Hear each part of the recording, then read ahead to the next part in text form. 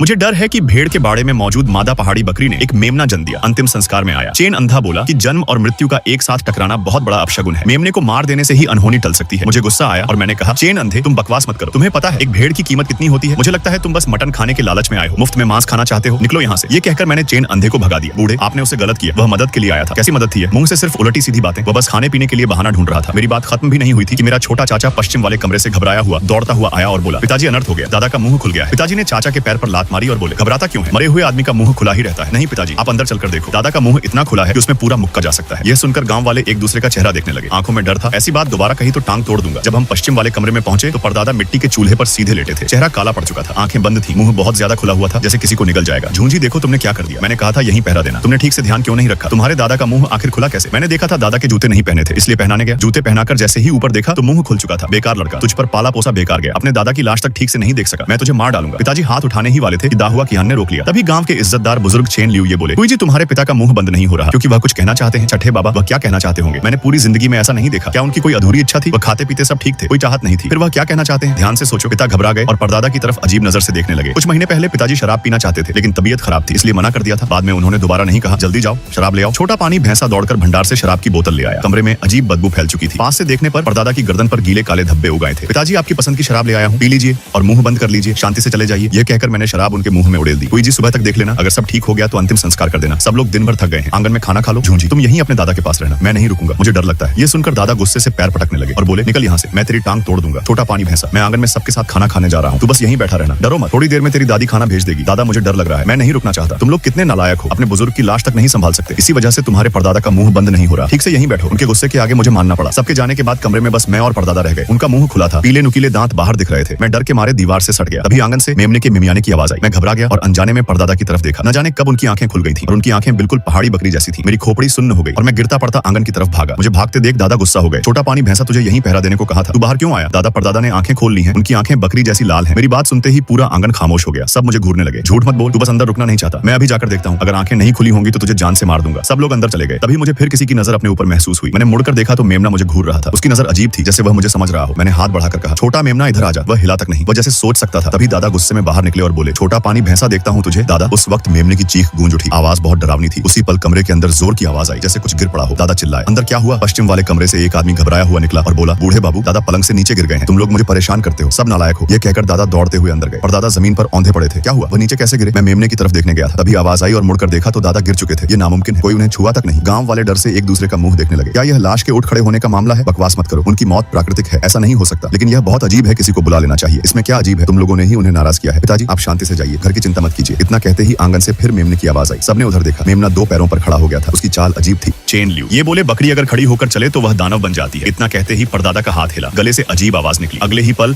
उनका शरीर ऐंठने लगा। दरवाजा बंद करो। वह सबको घूरते हुए खड़े थे, मुंह फाड़े, खाली आंखों से। सब डर के मारे जड़ हो गए। दादा हिम्मत करके बोले, पिताजी आप क्या चाहते हैं? परदादा ने कठोर आवाज में कहा, मेमने को मार दो। दादा का चेहरा सफेद पड़ गया। उन्होंने सिर हिलाते हुए कहा, मारूंगा, अभी मारूंगा। मैं कुल्हाड़ी लेकर आगे बढ़ा। मेमना बाड़े में खड़ा मुझे ही देख रहा था। वह भागा नहीं, जैसे खुद मरने का इंतजार कर रहा हो। कोई जी, यह मेमना नहीं मार सकते। क्यों नहीं? मैंने बचपन में सुना था, मरे हुए इंसान की नाराजगी किसी जानवर से जुड़ जाए तो उसे मारने पर वह इंसान में चली जाती है। अगर मेमना मारा तो आत्मा किसी आदमी में घुस जाएगी, तब और मुश्किल हो जाएगी। मैं डर गया। तभी मेमना धीरे धीरे बाहर आया और चेन लियू ये को घूरने लगा। फिर उसके मुंह से भयानक आवाज निकली। आवाज के साथ ही परदादा फिर बोल पड़े। उनका चेहरा राख जैसा हो गया, जो कि कमर के साथ वह बाहर निकल आए और बोले, मेमने को मार दो। कुछ युवक भागने लगे लेकिन चेन लियू ये चिल्लाए, कोई नहीं जाएगा, सब इकट्ठे रहो, तभी यह चीज हमला नहीं करेगी। परदादा फिर अजीब आवाज निकालने लगे। चेहरा इंसान जैसा भी नहीं रहा। जल्दी मारो, मेमने को मारो, तभी अनहोनी टलेगी। कोई जी, मेरे पिता झूठ नहीं बोल सकते। चेन अंधा भी यही कह गया था। चेन लियू ये बोले, ये बातें तुम्हारे पिता की नहीं है, ये सब मेमना बोल रहा है। देखो, जब भी मेमना मुंह खोलता है तुम्हारे पिता बोल पड़ते हैं। अब वह सिर्फ चलता फिरता शरीर है, उसे मेमना चला रहा है। जल्दी शव को जला दो। छठे बाबा, ये पिता का अपमान होगा, उन्हें जलाया नहीं जाता, यही आखिरी रास्ता है। तभी मेमने की चीख गूंजी। चेन लियू ये घबरा गए और बोले, जल्दी मेमने का मुंह बांधो। कुछ जवानों ने पकड़कर उसका मुंह बांध दिया। अचानक परदादा की आंख हिली और वह भीड़ पर झपट पड़े। तुरंत आग लगाओ। आंगन में केरोसिन डाल दिया गया। दादा रोते हुए बोले, पिताजी मुझे माफ कर देना। आग लगते ही परदादा गिर पड़े। जली हुई बदबू फैल गई। पूरी रात आग जलती रही। सुबह तक सिर्फ हड्डियां बची। हमने उन्हें कलश में रखा। मैंने पूछा, मेमने का क्या होगा? उसे जिंदा रखो, उसे मारना नहीं। जब वह बूढ़ा होकर मरेगा तब आत्मा भी खत्म हो जाएगी। चेन अंधा इस सब का जिम्मेदार है, मैं उससे हिसाब करूंगा। पहले अंतिम संस्कार कर लो। मैं हड्डियां लेकर पहाड़ी की तरफ चला। गांव वाले साथ थे। आंगन में सिर्फ मैं और दादी रह गए। छोटा पानी भैंसा, मेमने से दूर रहना कहकर दादी रसोई में चली गई। मैं अकेला खेल रहा था। मेमना मिमियाया। मैंने देखा वह मुझे घूर रहा था। तभी दरवाजे पर गाड़ी रुकी। एक आदमी और औरत बच्चे के साथ उतरे। मैंने चिल्लाकर कहा, कोई आया है? वे अंदर आ गए। मैंने ध्यान से देखा, वह मेरे दूसरे चाचा थे। दादी उन्हें देखकर बोली, अब लौटने की याद आई। वह शहर में मजदूरी करते थे, कई साल से नहीं आए थे। माँ, मैं अब ठीक कमाता हूँ, शादी भी कर ली है और बेटा भी है। औरत मुस्कुराकर बोली, माँ, मेरा नाम शिवइंग है, यह आपका पोता फूलाई है। फूलाई मोटा तगड़ा लड़का था। उसने मुझे देखा भी नहीं और सीधे मेमने के पास गया। उसने ऊन पकड़ी तो मेमने ने उसे काट लिया। खून निकल आया और वह रोने लगा। चाची ने गुस्से से कहा, खड़े क्या हो, पट्टी लाओ। मैंने पहले ही कहा था यहाँ मत आओ। बताओ ये जगह मनहूस है। चाचा बोले बस कांटा है, कुछ नहीं होगा। फूल आई रोते हुए बोला माँ मुझे मेमने का मांस खाना है। मेमना जैसे समझ गया और उसे घूरने लगा। नहीं ये मेमना नहीं मरेगा, ये अशुभ है। चाची हंसी और बोली मैंने पहली बार सुना है कि भेड़ में इंसान की आत्मा होती है, आज मैं इसे काट कर ही रहूंगी। वह मेमने की तरफ बढ़ी, तभी मेमना धीरे से दो पैरों पर खड़ा हो गया। उसकी आंखें बिल्कुल परदादा जैसी दिखने लगी।